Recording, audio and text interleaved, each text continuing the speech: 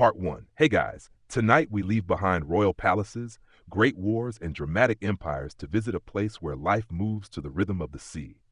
Tonight, you'll wander through the peaceful coastal cities of the Swahili world, where coral stone homes glow beneath tropical sunlight, dhows drift gently across the Indian Ocean, and merchants from distant lands exchange goods, stories, and ideas in bustling yet surprisingly calm harbors. You'll discover how generations of Swahili traders built prosperous communities not through conquest, but through cooperation, diplomacy, navigation, and trust. Honestly, history classes spend a lot of time discussing people who fought over cities. The Swahili Coast offers a refreshing reminder that some cities became wealthy simply by helping everyone get along. So before we begin, take a moment to like the video and subscribe, but only if you genuinely enjoy these peaceful journeys through history. And while you're getting comfortable tonight, let me know where you're listening from and what time it is in your corner of the world. Now, dim the lights, settle beneath a blanket, and let's quietly travel to the warm shores of East Africa. The sky is still dark when you first hear the waves. Soft, steady, endless. The Indian Ocean stretches beyond the horizon, its surface reflecting the final stars of the night while gentle swells roll toward the shoreline. The air feels warm, carrying traces of salt, sea breeze, and distant spices. Ahead, a coastal city sleeps quietly beneath the fading darkness. Whitewashed walls, coral stone houses, narrow streets winding toward the harbor. This is one of the Swahili cities that flourish along the East African coast between roughly the 8th and 16th centuries. Cities such as Kilwa Kisiwani, Mombasa, and Lamu become important centers of trade linking Africa with Arabia, Persia, India, and beyond. But this morning, before the markets awaken and ships arrive, everything remains peaceful. A faint glow begins appearing along the eastern horizon. Dawn approaches, slowly, patiently. The city stirs. A fisherman emerges from a doorway carrying a woven basket. Another walks toward the beach carrying coiled rope across one shoulder. Several sailors move quietly through the streets, heading toward vessels anchored in the harbor. Nobody rushes. The sea follows its own schedule. The people have learned to do the same. Honestly, coastal communities everywhere seem to understand something many inland societies forget. You cannot hurry a tide. The first sunlight touches the ocean. Gold spreads across the water. The harbor gradually comes into view. Wooden dhows rock gently upon the waves. Their distinctive triangular sails remain furled for now, waiting for stronger winds later in the day. Some vessels return during the night. Others prepare for journeys still ahead. A flock of seabirds circles overhead. Their cries echo across the waterfront. Nearby, fishermen begin pulling small boats onto the shore. The morning catch glimmers silver beneath the growing light. Children help carry baskets. Older relatives sort fish by size. The work feels organized, familiar, repeated countless mornings before this one. Historians are still debating the precise origins of Swahili urban culture, but archaeological evidence reveals centuries of interaction between African coastal communities and merchants arriving from across the Indian Ocean. Rather than replacing local traditions, these connections gradually create something new. A distinctive Swahili culture, African at its foundation, connected to the wider world through trade. The city brightens. Smoke begins rising from cooking fires. A woman opens wooden shutters overlooking a narrow street. A merchant sweeps the entrance to his shop. Somewhere deeper within the city, a donkey announces its opinions about the morning. Quite loudly. The harbor grows busier, yet somehow remains calm. There is movement everywhere, but little urgency. The rhythm of the coast feels different, governed by winds, by seasons, by the arrival and departure of ships. The ocean shapes everything.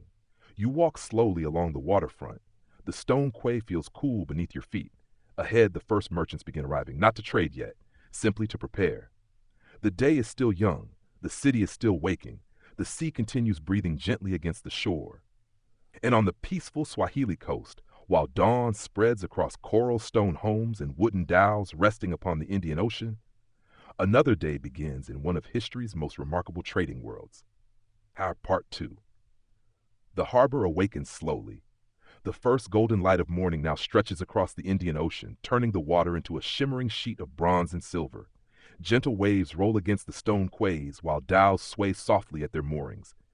The city is no longer asleep, but neither is it hurried. Everything seems to move with calm purpose. Honestly, if modern rush hour were introduced to a Swahili harbor, the entire city would probably respond with polite confusion. The merchants arrive first, not the dramatic merchants from adventure stories carrying secret maps and speaking in riddles. Just ordinary traders beginning another ordinary day. A man carrying bundles of woven cloth walks toward a warehouse near the waterfront. Another unlocks a carved wooden door and begins arranging goods outside his shop. Nearby, several laborers unload baskets from a vessel that arrived during the night. Dates, spices, ceramics, nothing flashy, just trade, the kind that quietly sustains cities for centuries. You continue walking along the harbor. The stone quay grows warmer beneath the morning sun. Ahead, sailors gather beside a large dhow anchored close to shore. The vessel appears elegant despite its practical design. Its wooden hull bears marks of long voyages across the Indian Ocean. The crew inspects ropes, checks supplies, exchanges greetings. Every movement suggests experience. These are people who understand the sea. The Swahili Coast becomes one of history's great maritime crossroads. Long before modern shipping routes, merchants and sailors used seasonal monsoon winds to connect East Africa with Arabia, Persia, India, and Southeast Asia. Entire cities grow prosperous because they understand these winds. Nature becomes infrastructure, a remarkably efficient arrangement. Near the edge of the harbor, fishermen sort their morning catch beneath woven awnings that provide shade from the growing heat. Silver fish glisten in baskets. Octopus hangs drying beside wooden racks. Children help carry smaller loads between boats and market stalls. The work appears familiar, routine, passed down through generations. A young boy proudly presents a fish to an older fisherman. The older fisherman examines it carefully, then nods. The boy immediately stands a little taller, a universal human response to approval. Nearby, a group of craftsmen begins opening their workshops. The sound of wooden shutters fills the air. One artisan arranges carved bowls upon a display table. Another prepares tools for repairing fishing nets. The harbor supports far more than sailors and merchants. Entire communities depend upon its activity. Historians are still debating the exact population sizes of various Swahili cities during different periods, but archaeological discoveries reveal thriving urban centers with sophisticated economies and extensive trade networks. These are not isolated settlements. They are connected cities, connected to one another, connected to the ocean, connected to distant worlds. The morning continues unfolding. A dhow arriving from farther down the coast glides slowly into the harbor.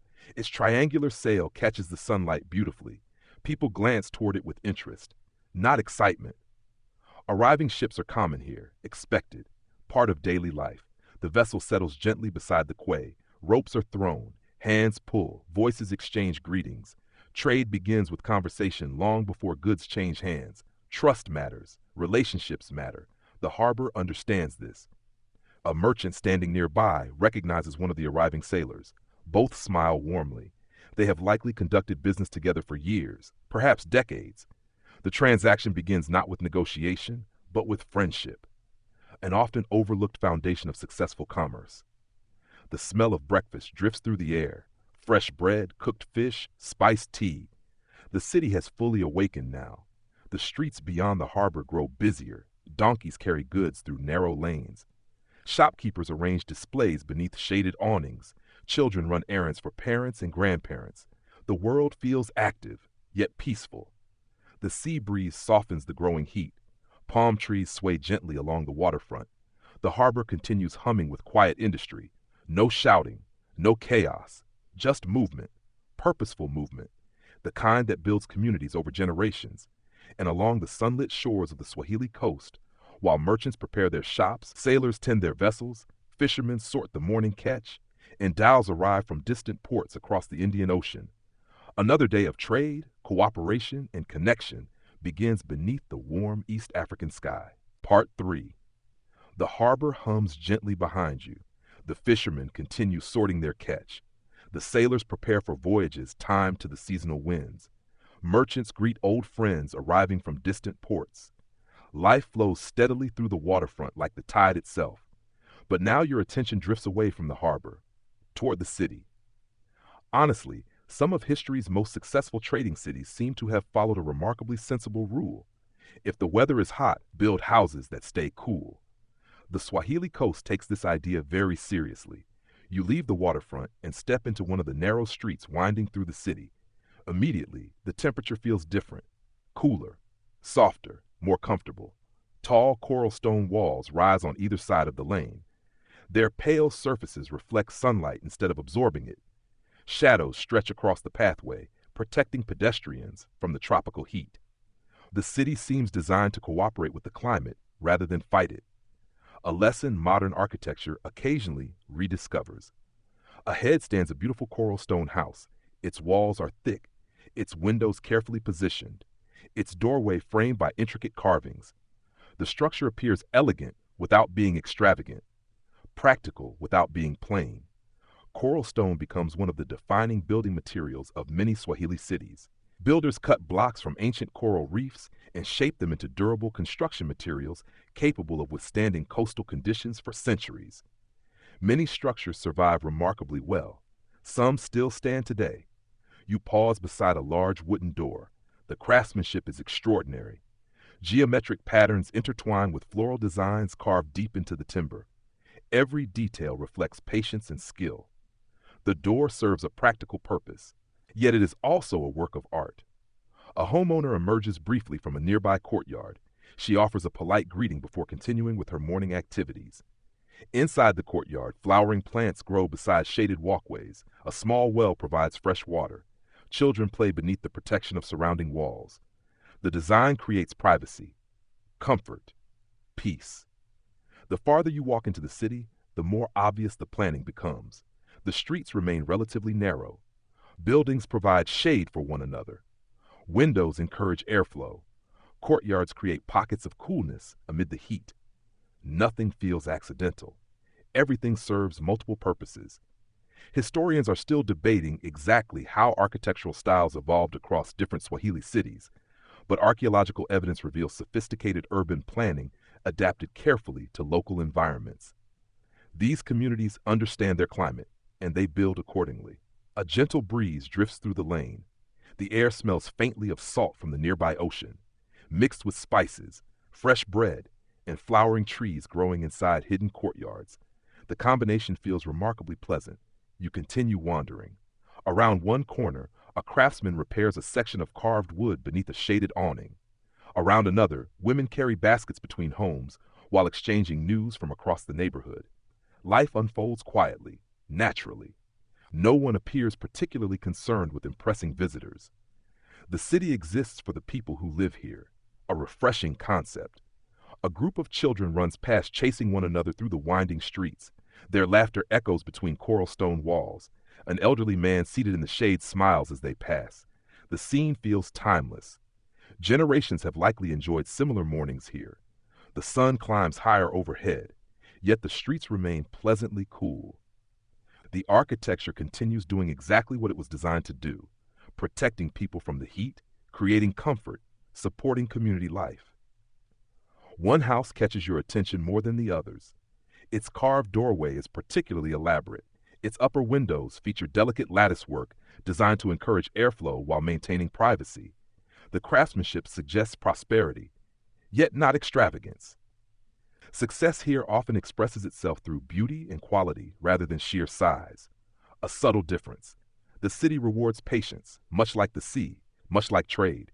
You reach a small open square where several pathways meet. Palm trees provide additional shade. A stone bench sits beneath one of them. The perfect place to pause. The ocean breeze reaches even here. Gentle, cooling, reliable. Around you, coral stone homes glow softly beneath the tropical sunlight, while life continues at an unhurried pace through shaded streets and hidden courtyards. And in one of the thriving cities of the Swahili Coast, where architecture, climate, and community work together in remarkable harmony, another peaceful morning unfolds beneath the warm skies of East Africa. Part 4. The small square rests peacefully beneath the shade of several palm trees. A gentle breeze drifts through from the ocean, carrying the scent of salt water and distant spices. Around you, coral stone buildings glow softly beneath the tropical sun, while life continues through the winding streets beyond. The city feels comfortable, balanced, human in scale. And now, as the morning advances, the marketplace begins to awaken. Honestly, few places in history have connected more corners of the world than a Swahili market. And somehow, despite that fact, many of them remain surprisingly calm. You leave the square and follow a narrow lane toward the center of the city. The sounds arrive before the market itself: conversations, footsteps, the occasional call of a merchant greeting familiar customers, not shouting, not competing for attention, simply participating in the daily rhythm of trade. Ahead, the street widens. The marketplace appears. Wooden awnings stretch across open stalls, creating islands of shade beneath the growing heat. Baskets, pottery, cloth, and spices fill carefully arranged displays. People move steadily through the space. The atmosphere feels lively, a rare combination. The first stall you encounter displays woven baskets crafted from local materials. Their patterns are intricate, beautiful, practical. A woman examines one carefully while discussing its quality with the artisan who made it. The conversation seems friendly, unhurried. There is no pressure, only discussion. Nearby, another merchant arranges colorful textiles imported through the Indian Ocean Trade Network. Deep blues, rich reds, golden yellows. The fabrics catch the sunlight beautifully. Some originate from distant regions of India. Others come from Arabia. Others are produced locally. The marketplace brings worlds together, one stall at a time. The Swahili Coast occupies a remarkable position in global history. Situated between the African interior and the wider Indian Ocean world, its cities become gathering places where goods, languages, cultures, and ideas meet peacefully through commerce. Trade creates connection. Connection creates opportunity. The market reflects both. You continue wandering. The smell changes constantly. One moment, fresh fruit; the next, spices, then grilled fish, then incense drifting from a nearby shop. The air itself feels international. A merchant carefully measures cloves into a small container. Nearby sit sacks of cinnamon, black pepper, and cardamom. Many of these goods have traveled enormous distances before arriving here. Thousands of miles, months of travel, countless hands. And now they rest quietly upon a wooden table waiting for customers. A remarkable journey for a handful of spice. Historians are still debating the precise scale of trade flowing through different Swahili ports at various times, but archaeological discoveries reveal imported ceramics from China, glassware from Persia, beads from India, and countless other objects arriving through these coastal networks. The market becomes a living map of the Indian Ocean. One elderly merchant sits comfortably beneath an awning drinking tea. His stall contains items from multiple regions. He greets customers warmly. Many appear to know him well. Trust, you begin to notice, seems just as important as goods. People return not only for products, but for relationships. Nearby, a young apprentice carefully records transactions onto a small writing board. The older merchant occasionally glances over to ensure accuracy. A timeless educational strategy. Observe. Practice. Try not to make expensive mistakes. The marketplace grows busier as the sun climbs higher. Yet it never feels chaotic. People negotiate politely. Conversations flow easily. Merchants exchange news alongside goods. The social fabric matters as much as the economic one. A group of sailors enters carrying stories from distant ports farther north along the coast. Immediately, several merchants gather to hear the latest news. What are prices like? Which ports are busiest? How are the winds? Trade depends upon information. The marketplace provides both. You pause beside a stall displaying beautifully glazed ceramics. Some were crafted locally. Others arrived from faraway lands. The merchant proudly explains the differences. Each piece carries a story. Each journey leaves a mark. The market continues humming around you, a place where Africa meets Arabia, where India meets the sea, where strangers become trading partners, and where commerce remains surprisingly gentle. And beneath the warm tropical sun of the Swahili Coast, while merchants exchange goods, stories, and friendships, beneath shaded awnings and goods from distant shores, rest side by side in the marketplace. Another chapter unfolds in one of history's most peaceful and connected trading worlds. Part 5. The marketplace hums softly around you. Merchants continue arranging goods beneath shaded awnings while customers move leisurely between stalls. The scent of spices drifts through the warm air. Somewhere nearby, tea is being poured. Somewhere else, a sailor is undoubtedly exaggerating the size of a fish he once caught. The city feels prosperous, but what strikes you most is how calm everything remains. There are no armed guards patrolling every corner, no officials shouting orders, no frantic bidding wars. Instead, the marketplace seems to run on something far less dramatic: trust. Honestly, trust may be the most profitable invention in human history. You wander farther beneath the shaded walkways. At one stall, a merchant and a sailor sit together sharing tea before discussing business. The conversation begins with family news, then recent weather, then mutual acquaintances in another port. Only after several minutes do they mention prices. Nobody appears surprised. Relationships come first. Trade follows naturally afterward. Along the Swahili Coast, successful commerce often depends upon long-term partnerships developed across generations. Merchants establish reputations carefully because their future prosperity depends upon reliability as much as wealth. A dishonest trader may profit once. A trusted trader may profit for decades. The distinction matters a great deal. Nearby, a merchant examines several bundles of cloth brought by visiting sailors. The discussion is quiet, polite. Both parties ask questions. Both listen carefully. There is negotiation, but no confrontation. The goal is not victory. The goal is agreement. A remarkably effective approach. The merchant eventually nods. The sailor smiles, hands are clasped. The transaction is complete.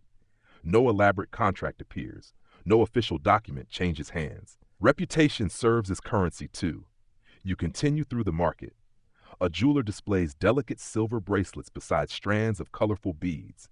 Several customers inspect the craftsmanship carefully. The jeweler explains where different materials originate. Some come from inland Africa. Others arrive by sea. Every object carries a journey within it.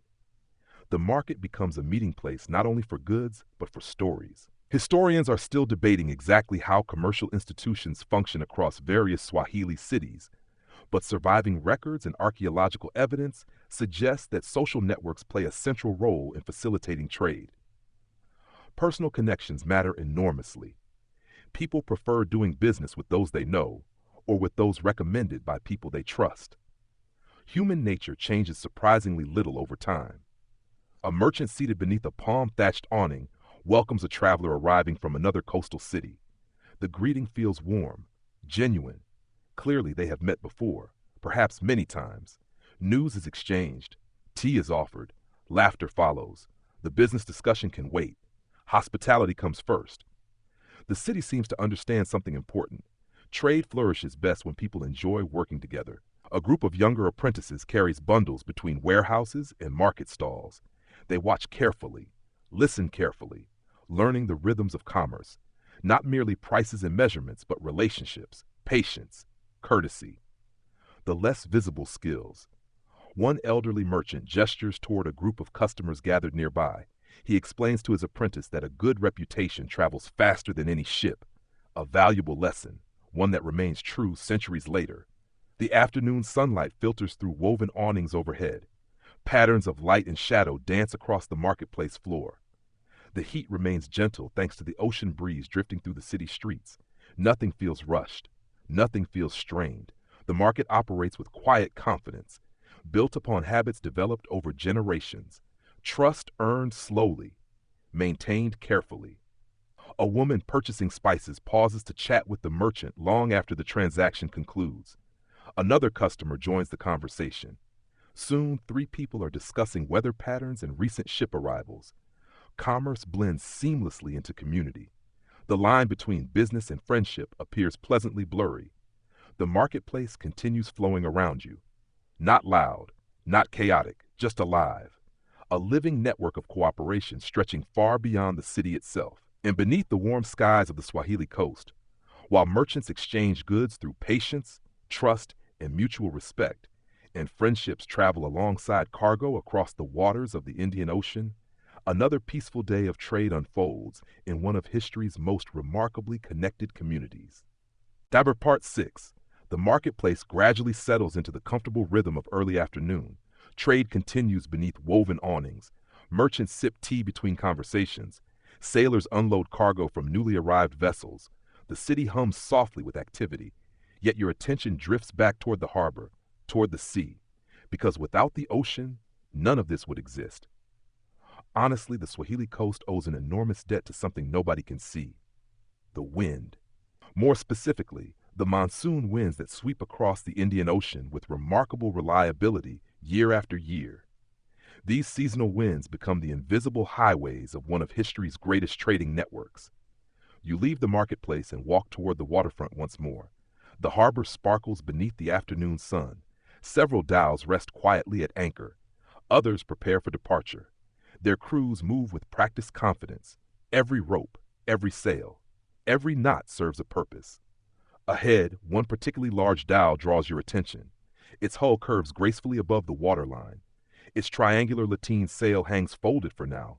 The vessel appears elegant, but it is first and foremost a working ship, a machine designed to cooperate with nature, not conquer it. A sailor seated upon a crate notices your interest and smiles. He gestures toward the sea, then toward the sail. The message seems clear. Everything begins with the wind. For centuries, sailors navigating the Indian Ocean learned to use the predictable cycle of monsoon winds. During part of the year, winds blow in one direction. Months later, they reverse.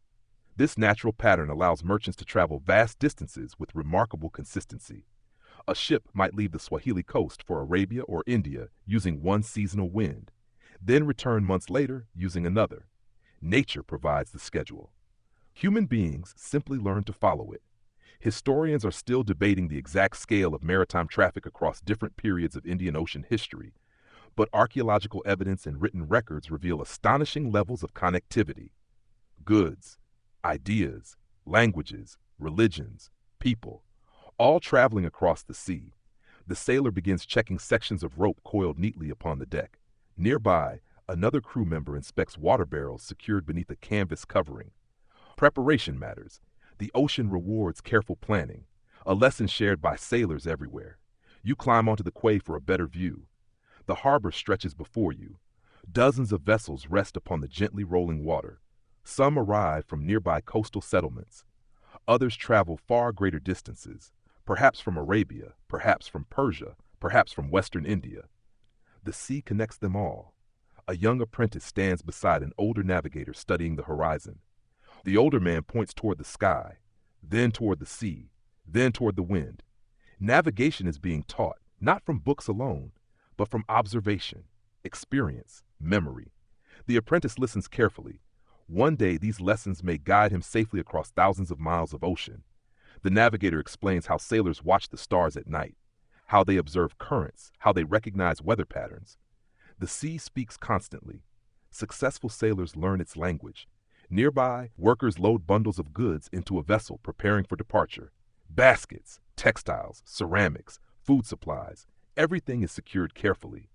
A loose cargo becomes a dangerous cargo. The harbor understands this well. The afternoon breeze freshens slightly. Several sails flutter gently. The water sparkles beneath the sun. Seabirds circle overhead. The entire scene feels peaceful. Yet beneath that peace lies extraordinary skill, generations of accumulated knowledge, generations of sailors learning how to cooperate with the ocean rather than fight it. One elderly captain sits beneath the shade of an awning overlooking the harbor. His face bears the marks of many voyages, many seasons, many years. He watches the younger sailors work, occasionally offering advice, occasionally allowing them to learn through experience, a balance every teacher eventually masters. The sea stretches endlessly beyond the harbor entrance, blue, bright, inviting. A road without stones, a highway without borders, the source of the city's prosperity, the source of its connections, the source of countless stories still waiting to be told. And along the sunlit waterfront of the Swahili Coast, while dhows prepare to ride the monsoon winds across the Indian Ocean, and generations of sailors pass down knowledge written not on paper but upon waves, stars, and memory, another afternoon unfolds in one of history's greatest maritime worlds. Part 7. The harbor glitters beneath the afternoon sun. Dhows rock gently against their moorings while sailors continue loading cargo for future voyages. The breeze carries the scent of salt water across the waterfront, mixing with traces of spices drifting from the marketplace behind you. The city feels alive, yet unhurried, prosperous, yet peaceful. And now as the sun climbs toward its highest point, thoughts begin turning towards something wonderfully universal: lunch. Honestly, every great trading network in history eventually arrives at the same destination: food. You leave the busy waterfront and follow a shaded lane overlooking the harbor. Ahead stands a small open-air courtyard attached to a family home. Palm leaves provide shelter from the strongest sunlight while cool ocean breezes drift through the space. Several people have gathered around low wooden tables, not merchants conducting business, not sailors preparing voyages, simply families enjoying a midday meal. The atmosphere feels relaxed, comfortable, familiar. A woman places several large dishes in the center of the table. Steam rises gently into the warm air. The smell is wonderful: rice, fresh fish, coconut, spices, simple ingredients transformed into something memorable. The Swahili Coast occupies one of history's great culinary crossroads. African agricultural traditions blend with influences arriving through centuries of Indian Ocean trade, creating distinctive flavors found nowhere else in the world. Trade shapes food just as surely as it shapes cities. You take a seat beneath the shade. The harbor remains visible beyond the courtyard wall. Several dhows drift lazily upon the water, their sails folded, their crews enjoying the midday pause. Nearby, a bowl of fragrant rice sits at the center of the meal. The grains appear fluffy and aromatic. Rice becomes an important staple throughout many Swahili communities, particularly in prosperous coastal cities where trade connections ensure reliable access. Beside it rests a dish of fish cooked with coconut milk. The sauce appears rich and creamy. The smell alone suggests generations of culinary expertise. A fisherman seated nearby smiles proudly. The fish arrived this morning. The coconut arrived from nearby groves. Fresh ingredients remain difficult to improve upon. One child reaches eagerly for another portion. Several adults exchange amused looks. Some traditions exist in every culture. A small bowl of fruit sits nearby: mango, citrus, perhaps a few dates brought by merchants from across the sea. The colors brighten the table beautifully. The meal reflects the city itself: local foundations, global connections, everything working together. Historians are still debating exactly how daily diets vary across different Swahili cities and social classes, but archaeological evidence reveals widespread use of fish, rice, coconut, grains, fruits, and imported spices throughout coastal communities. Food becomes another expression of connectivity. The Indian Ocean arrives at the table. Conversation flows easily between bites. No one seems rushed to finish. The meal provides nourishment, but also community. Stories are exchanged. News from the harbor circulates. A merchant mentions a vessel arriving from farther north. A sailor comments on favorable winds expected later in the season. Someone asks about relatives in another coastal town. The sea connects people even when they remain ashore. A young boy points excitedly toward the harbor. A large dhow has begun entering the port. Immediately, several people glance toward the water, not because the arrival is unusual, because ships are always interesting. The vessel glides gracefully across the sparkling bay. Its sail catches the sunlight beautifully. For a moment, everyone watches. Then conversation resumes. Life on the Swahili coast has always unfolded alongside arriving and departing ships. They become part of the landscape, part of daily life. The meal continues.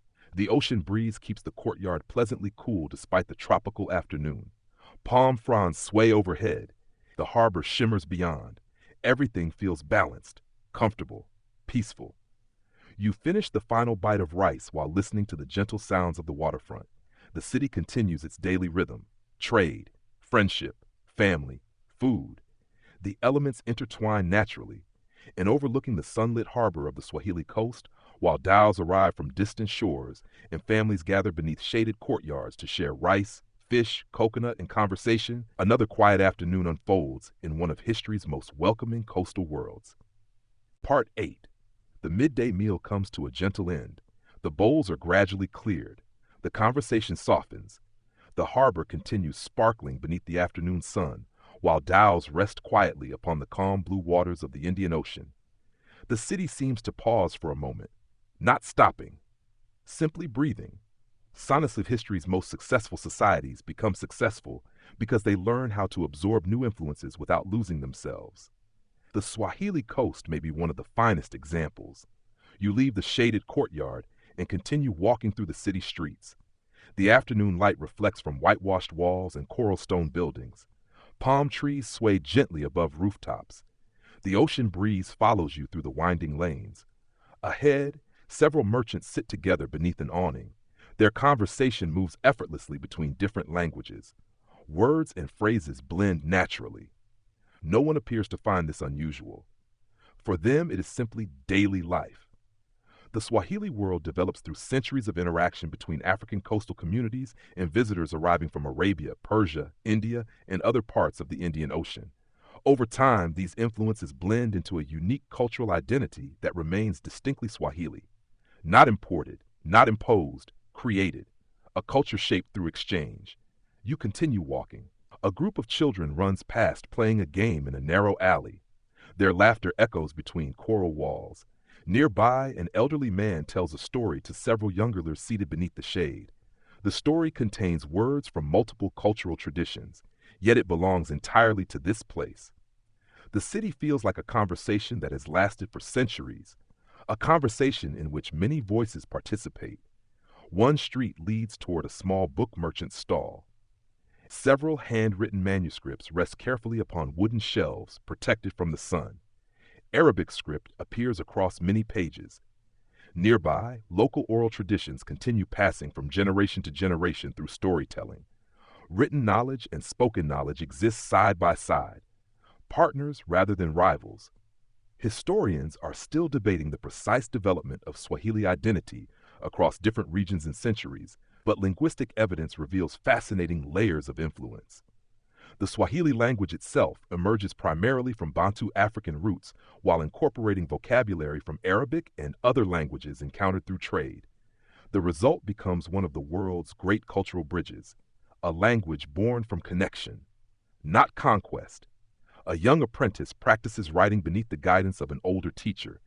The characters form slowly upon the page, patiently, carefully. Nearby, another group learns through stories rather than books. Both methods seem equally respected. The city values knowledge in many forms. Around another corner, artisans decorate a wooden chest with intricate geometric patterns. Some designs reflect local traditions. Others reveal influences carried across the sea. The finished object belongs fully to neither source and fully to both. Cultural exchange often works this way. Ideas travel, people adapt them. Something new emerges. The afternoon grows warmer. Yet the shaded streets remain comfortable. A merchant offers tea to a visitor. The visitor accepts. Conversation begins. The scene repeats itself throughout the city. Hospitality remains one of the coast's most valuable traditions, perhaps even more valuable than many trade goods. A traveler arriving from a distant port may bring information, news, stories, knowledge. Welcoming strangers becomes an investment in connection, and connection remains the foundation of everything here. You reach a small square where several elderly residents sit beneath a large tree discussing events from different ports along the coast. One speaks of a city farther north. Another mentions a merchant recently returned from Arabia. A third recalls stories passed down from previous generations. The discussion spans continents, yet feels entirely local. The Swahili Coast exists at the intersection of worlds, and somehow transforms that complexity into harmony.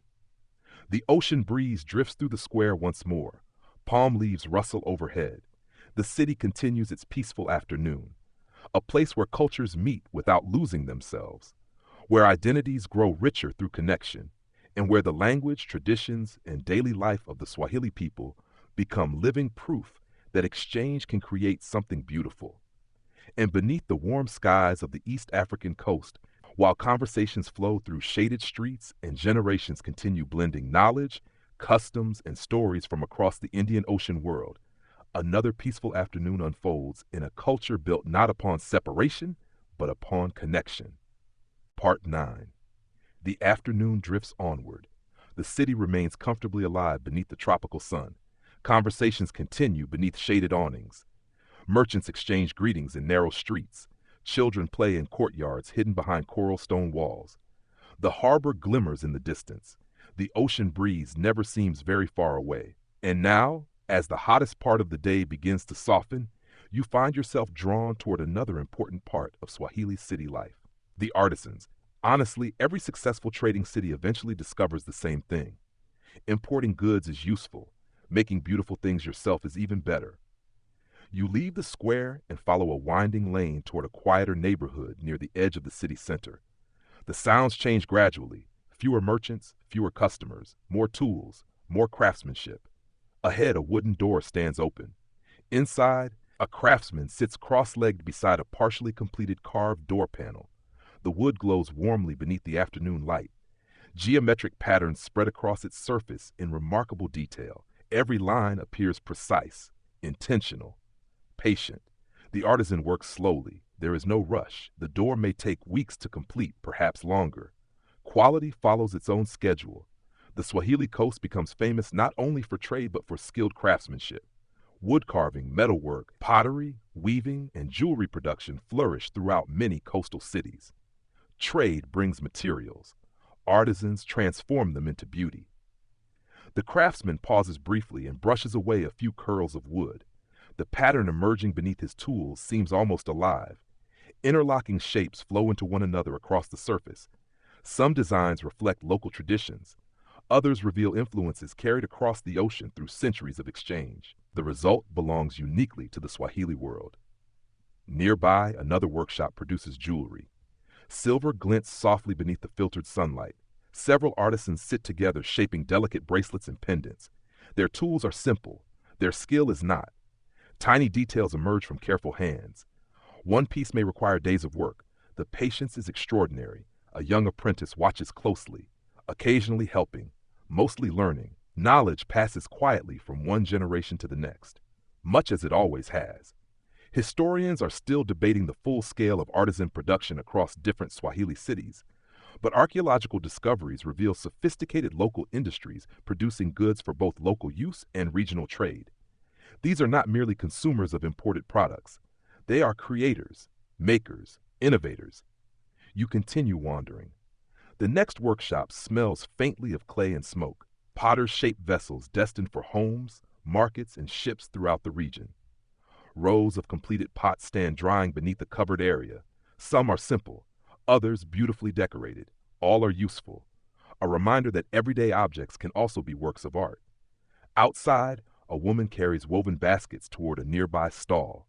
The patterns are intricate, complex, yet the movements creating them have likely become second nature after years of practice. The city contains hundreds of such skills, hundreds of forms of knowledge hidden within ordinary work. A textile workshop occupies another shaded courtyard. Bright fabrics hang from wooden frames. Their colors ripple gently in the ocean breeze. Several women work together while sharing stories and laughter. The atmosphere feels relaxed. The work remains careful. Community and craftsmanship seem to coexist naturally here, a lesson many workplaces could probably benefit from. The afternoon sunlight begins softening slightly. Longer shadows appear along the coral stone walls. The workshops continue their steady rhythm. Hammer, chisel, needle, thread, hands transforming raw materials into useful and beautiful things. The harbor may connect the city to the world, but these artisans help define what the city becomes. Their work shapes daily life. Their skills enrich the community. Their creations endure. You pause beside a finished carved door leaning against a wall. The craftsmanship is breathtaking. Every detail speaks of patience, care, pride. The sort of object that survives generations. The sort of object that quietly tells future historians something important about the people who made it. And in the peaceful workshops of the Swahili Coast, while artisans carve wood, shape clay, weave textiles, and craft jewelry beneath the warm afternoon light, another chapter unfolds in a city where creativity, skill, and tradition remain as valuable as any cargo carried across the Indian Ocean. Part 10. The workshops continue humming softly behind you. Wood shavings gather beneath carving benches. Pottery dries in shaded courtyards. Textiles sway gently in the ocean breeze. Everywhere, skilled hands transform ordinary materials into useful and beautiful objects. The city feels creative, productive, peaceful. Yet another sound begins drawing your attention. Children's voices. Honestly, one of the clearest signs of a healthy city is the presence of children learning things, preferably while making at least a little noise. You follow a narrow lane, winding between coral stone buildings. The afternoon sunlight filters through palm fronds overhead, casting shifting patterns across the path. Ahead, the lane opens into a small square centered around a modest mosque. Its whitewashed walls glow softly beneath the warm East African sun. Nearby, several children sit beneath a shaded veranda. Some hold wooden writing tablets. Others listen attentively to an older teacher. A few appear deeply committed to paying attention. Others are attempting to pay attention, a distinction familiar to educators throughout history. The Swahili cities become important centers of learning as well as trade. Education often takes place in homes, mosques, community spaces, and informal teaching circles where knowledge passes from one generation to the next. The subjects vary: language, religion, mathematics, poetry, navigation, history, practical wisdom. The city values all of them. You settle beneath the shade of a nearby tree and observe quietly. The teacher reads a passage aloud. The students repeat it together. Their voices rise and fall in gentle rhythm. Patient, steady, familiar. The lesson feels less like a formal institution and more like a community activity. Learning belongs to everyone. A young boy carefully traces characters onto a wooden tablet. His concentration is impressive, at least until a bird lands nearby. The bird immediately becomes far more interesting than the lesson. The teacher notices. The teacher remains patient, an ancient educational strategy. Nearby, several older students discuss a navigation problem involving seasonal winds and travel routes along the coast. The conversation reveals something important. Learning here is not isolated from daily life. Knowledge has purpose. A sailor's son may learn about monsoon patterns. A merchant's daughter may study mathematics useful in trade. A craftsman's child may master skills passed down through generations. Education supports the community because the community supports education. Historians are still debating the precise structure of schooling across different Swahili cities and centuries, but surviving records suggest vibrant intellectual traditions supported by local communities and international connections. Ideas travel alongside goods. Books travel alongside spices. Knowledge moves across oceans. A group of younger children gathers around an elderly storyteller seated beneath the veranda. The formal lesson appears finished for them. Now comes storytelling, perhaps the oldest classroom in human history. The storyteller begins describing a sailor who followed the stars across the Indian Ocean. The children listen carefully. Some lean forward, others stare wide-eyed. The sea provides endless material for stories. The storyteller describes distant islands, unexpected storms, friendly ports, mysterious sea creatures that may have grown slightly larger with each retelling, a traditional storytelling technique. The children seem delighted. The afternoon breeze drifts through the square. Palm leaves rustle overhead. The mosque provides welcome shade against the lingering heat. The atmosphere feels calm, respectful, welcoming. Nearby, several adults sit together discussing community matters while children continue learning. There is no sharp boundary between education and daily life. The city itself participates. A merchant passing through the square pauses to answer a student's question about trade routes. A sailor contributes details about distant ports. An artisan explains how certain materials are obtained. Knowledge belongs to the community, and the community shares it generously. The sunlight begins softening toward evening. Long shadows stretch across the square. The lessons gradually conclude. The children gather their tablets. Conversations continue. Laughter returns. The city prepares for the next chapter of the day.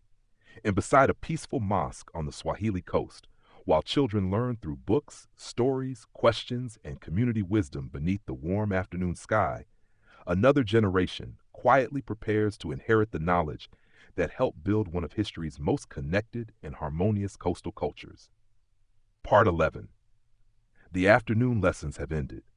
Children scatter through the square in small groups, their voices drifting down coral stone streets as they head toward home. The storyteller folds his hands and settles back beneath the shade. The teacher gathers writing tablets. The city breathes a little more slowly now. The day is beginning its gentle transition toward evening. Honestly, few places are more beautiful than a coastal city during the hour when the sun begins preparing to set. The light softens, the air cools, and everything seems to glow. You leave the square beside the mosque and follow a narrow lane winding toward the heart of the city. The coral stone walls on either side reflect warm shades of gold and amber. Long shadows stretch across the path. Palm leaves sway overhead. The ocean breeze grows stronger. The heat of midday finally begins to fade. Ahead, the streets narrow further.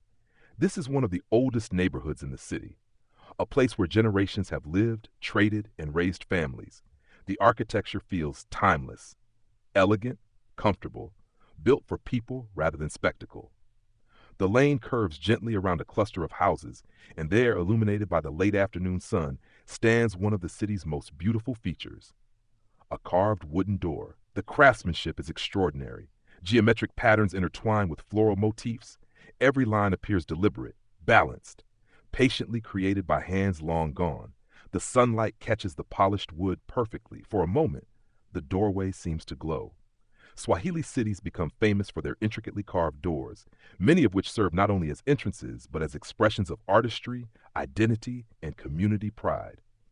A door welcomes visitors, but it also tells a story. You continue walking. Every street reveals new details. Another carved doorway, a whitewashed wall draped in flowering vines, a shaded courtyard visible through an open gate, children playing beneath a palm tree, a cat sleeping on a warm stone ledge. Nothing dramatic, everything beautiful. Historians are still debating the precise influences behind various architectural styles found across the Swahili Coast, but what remains unmistakable is the sophistication of the urban environment. These cities are designed to encourage community life. People walk, talk, visit neighbors, share public spaces. The city feels human-sized, comfortable, inviting. A woman carrying a basket pauses to exchange greetings with a neighbor seated beside a doorway. Their conversation seems unhurried. The evening offers time for such things. Nearby, several older men sit together beneath a shaded veranda discussing recent ship arrivals. One gestures toward the harbor. Another laughs. A third seems determined to tell a story in far greater detail than necessary. Some traditions appear universal. The street opens into a small courtyard where several flowering trees provide welcome shade. Their blossoms scatter across the ground like tiny pieces of sunset. The scent drifts gently through the air, mixed with salt from the sea, mixed with food beginning to cook in nearby homes. The city smells wonderful. You pause beside a low coral stone wall overlooking part of the harbor. From here, the view is remarkable. Dhows rest upon calm water, their sails folded neatly. The sea stretches toward the horizon where the sky begins turning shades of orange and pink. Several seabirds glide effortlessly above the waves. The entire coastline seems painted in warm light. A young apprentice carrying supplies home from a workshop stops briefly beside the wall. He watches the harbor for a moment, then continues on his way. The city remains busy, but softly busy. The energy of the marketplace has transformed into something calmer. Families return home. Workshops close gradually. The evening belongs less to commerce and more to community. The shadows lengthen. The air cools further. The coral stone streets seem almost golden beneath the fading sunlight. And as you wander through the peaceful lanes of a Swahili coastal city, where carved doors, whitewashed walls, flowering courtyards, and generations of shared history glow beneath the warm colors of sunset, another beautiful evening begins settling gently over the shores of the Indian Ocean. Part 12. The sun has slipped lower toward the horizon. The golden light that filled the coral stone streets now deepens into shades of amber, copper, and rose. Long shadows stretch across the city, while the warm air begins cooling beneath the steady breath of the Indian Ocean. The day is winding down, but the harbor is not quite ready for sleep. Honestly, sailors rarely end a day without telling at least one story, and the longer the voyage, the longer the story tends to become. You leave the quiet residential lanes and make your way back toward the waterfront. The city glows softly around you. Lanterns begin appearing in doorways. Cooking fires flicker within courtyards. Families gather for evening meals behind carved wooden doors. The atmosphere feels peaceful, comfortable, the sort of evening that invites conversation. Ahead, the harbor remains bathed in the final light of day. Several dhows rest at anchor while others sway gently beside the stone quay. Their dark silhouettes stand against a sky painted with brilliant colors. Orange, pink, purple, blue. The sea reflects them all. A group of sailors sits near the water's edge, sharing tea beneath a woven canopy. Their day's work is finished. The ships are secure. The cargo accounted for. Now comes one of humanity's oldest traditions, telling stories. You settle nearby beneath the shade of a palm tree. The sailors hardly seem to notice. Visitors are common in port cities. Stories are meant to be shared. One older navigator begins speaking. His voice is calm and weathered by years at sea. The younger sailors listen attentively. So do several children who have quietly gathered nearby. The story begins with stars, not storms, not treasure, stars. For generations, sailors crossing the Indian Ocean rely upon celestial navigation. Long before modern instruments, experienced navigators learned to read the night sky with extraordinary skill. The stars become maps, reliable companions guiding vessels across vast stretches of ocean. The navigator points toward the eastern horizon where the first evening stars begin appearing. The children follow his gesture carefully. He names constellations, explains how certain stars rise during particular seasons, describes how sailors use them to maintain direction far from land. The knowledge feels ancient because it is. Historians are still debating the precise navigation techniques employed across different periods of Indian Ocean history, but surviving records and oral traditions reveal sophisticated maritime knowledge developed through centuries of observation and experience. The sea rewards those who pay attention. The story continues. A voyage to Arabia, a journey timed perfectly with the monsoon winds. Weeks upon open water, guided by stars and memory. The children listen wide-eyed. The younger sailors smile knowingly. They have heard similar stories before, and likely told a few themselves. Nearby, another sailor begins describing an island encountered during a distant voyage. The island seems suspiciously beautiful, the fruit unusually delicious, the weather perpetually perfect. Several listeners exchange amused glances. The story may have improved slightly over time, a common maritime phenomenon. The harbor grows quieter as darkness deepens. Lanterns flicker along the waterfront. Their reflections shimmer upon the water. The dials appear almost dreamlike now, floating between sea and sky. The stories continue. One sailor describes navigating through dense fog. Another recalls dolphins following the ship for days. A third speaks of distant ports where languages sound unfamiliar, but hospitality feels familiar. The sea connects people in unexpected ways. A young apprentice listens especially closely. One day he may become a navigator himself. One day he may sit beneath this same canopy telling stories to another generation. Knowledge travels much like ships, passed carefully from one person to another. The stars grow brighter overhead. The harbor settles into evening. The sea remains calm. The city glows warmly behind you. And along the peaceful waterfront of the Swahili Coast, while sailors share stories of stars, monsoon winds, distant voyages, and generations of maritime wisdom beneath a darkening sky, another evening unfolds beside the timeless waters of the Indian Ocean. Part 13. The stories drift gently across the harbor. The stars brighten overhead. The lanterns along the waterfront cast golden reflections upon the calm water, while sailors, merchants, and families enjoy the cooling evening air. The city feels peaceful, not sleepy, not silent, simply content, the sort of contentment that comes from a community confident in itself. Honestly, after spending time here, you begin to notice something unusual.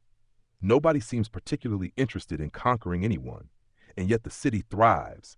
For centuries, many of the world's wealthiest cities rise through military power, fortresses, armies, expansion. The Swahili cities choose a different path: trade, diplomacy, partnership, connection.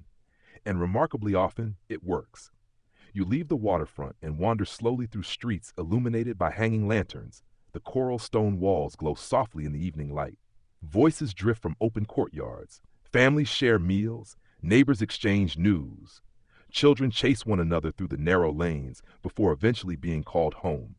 The city feels secure, comfortable, stable. The prosperity visible throughout the harbor and marketplace rests upon more than goods alone. It rests upon relationships. The Swahili city-states develop sophisticated systems of cooperation, linking communities along the East African coast and beyond. While rivalries certainly exist, as they do everywhere, trade often encourages diplomacy because prosperity depends upon maintaining connections. A merchant benefits when ships arrive safely. A sailor benefits when ports remain welcoming. A city benefits when visitors feel respected. Everyone has something to gain from peace. You pause beside a shaded courtyard where several elders sit discussing events from neighboring coastal settlements. The conversation feels thoughtful rather than argumentative. News travels constantly along the coast, not only through merchants, but through families, travelers, sailors, friends. The sea carries information almost as efficiently as cargo. One elderly resident recalls stories passed down from previous generations, stories of prosperous seasons when the harbor fills with vessels from across the Indian Ocean, stories of difficult years too, storms, poor harvests, unexpected challenges. The city survives them all, not through isolation, through cooperation, a recurring theme. Historians are still debating the precise political structures governing different Swahili city-states across various periods, but archaeological and historical evidence suggests that many communities rely heavily upon negotiation, commercial relationships, and local leadership rather than large military institutions. Power exists, certainly, but it often expresses itself differently. A merchant walking home pauses to greet several neighbors. The exchange lasts only a moment, yet it seems meaningful. The city feels woven together by countless small interactions like this. Friendships, trust, familiarity, the invisible threads of community. You continue walking. Ahead, several young apprentices sit beneath a lantern discussing their hopes for the future.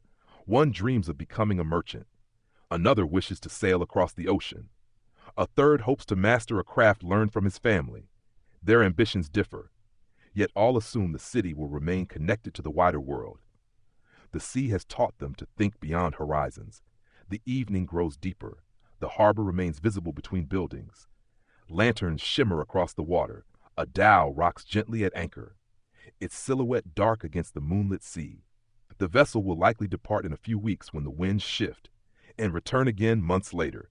The cycle continues, season after season, generation after generation. One of the remarkable strengths of the Swahili world lies in its ability to welcome influences without losing its own identity. African roots remain strong, connections expand outward.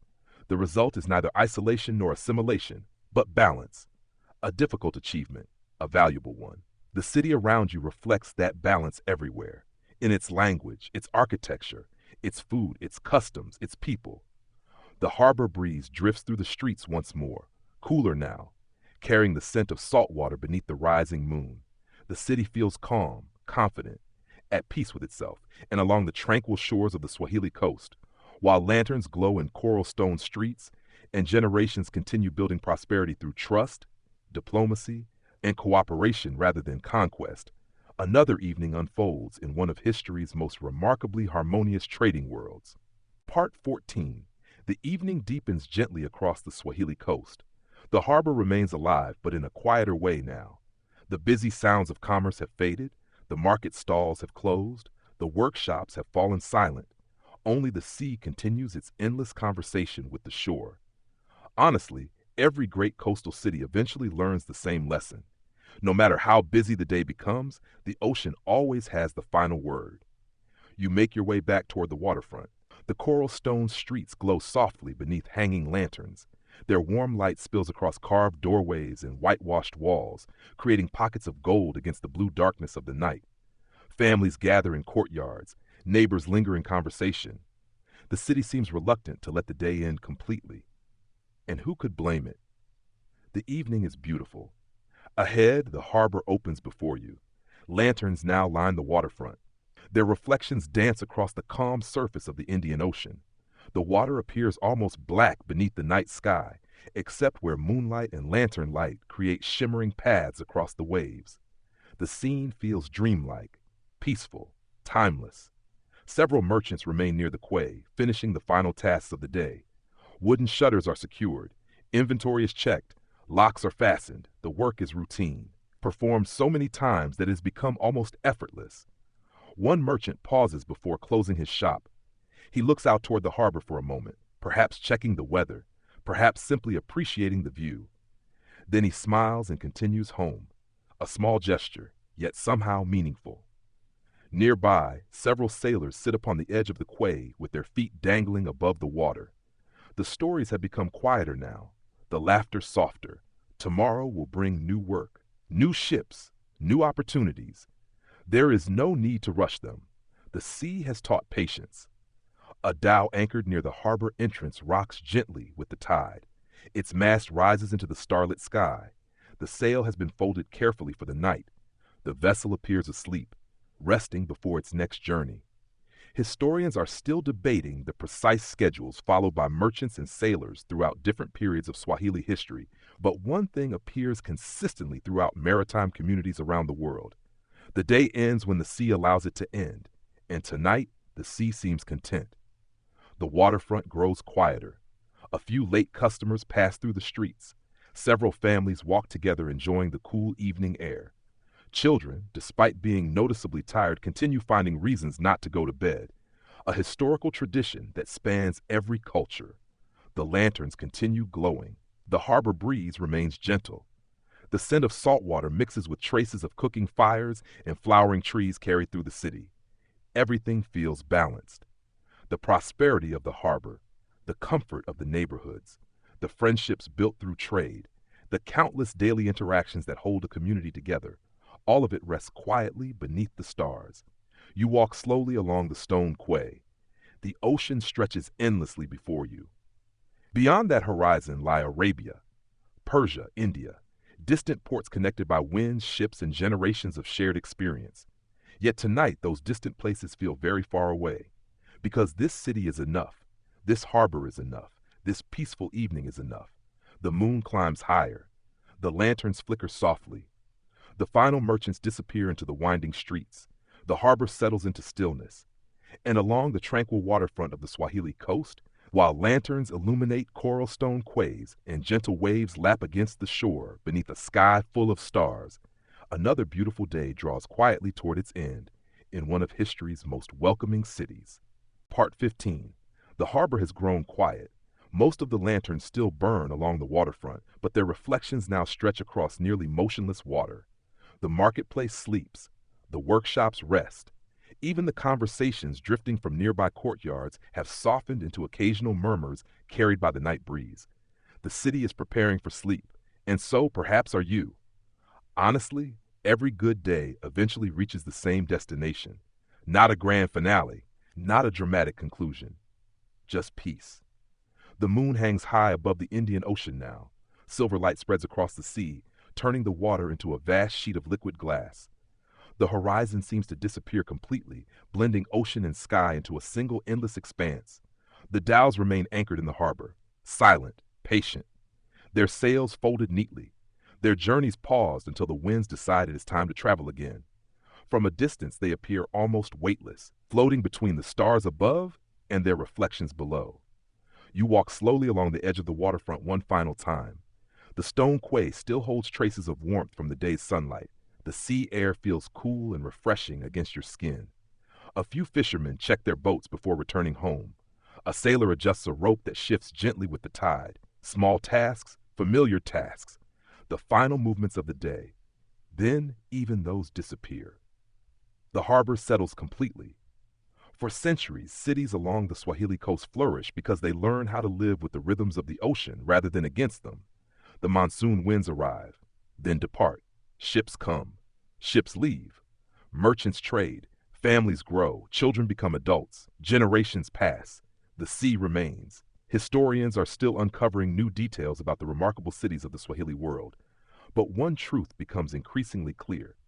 These communities create something extraordinary, not through conquest, not through domination, but through connection, through curiosity, through cooperation, through an understanding that prosperity grows when people build bridges rather than walls. The city resting before you tonight reflects that philosophy. Its coral stone houses, its carved doors, its shaded courtyards, its markets filled with goods from distant lands, its sailors guided by stars and wind, its artisans, teachers, merchants, storytellers, and families. Together they create a culture both local and global, rooted and connected, peaceful and prosperous. The moonlight brightens the whitewashed walls of the city. Palm trees sway gently in the breeze. Somewhere far out at sea, a wave breaks against a distant reef.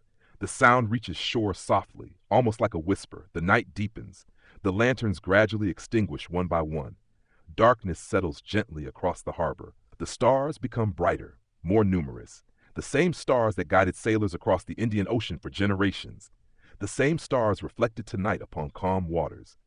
You pause for one final look. The sleeping city, the quiet harbor, the endless ocean beyond, everything feels still, balanced, at peace. And along the moonlit shores of the Swahili Coast, while dhows rest quietly upon the water and coral stone cities sleep beneath the stars, another day passes gently into memory. The sea continues breathing. The winds continue their ancient journeys. The city continues dreaming. And somewhere beyond the dark horizon, tomorrow is already making its way across the Indian Ocean. End of script. Sweet dreams.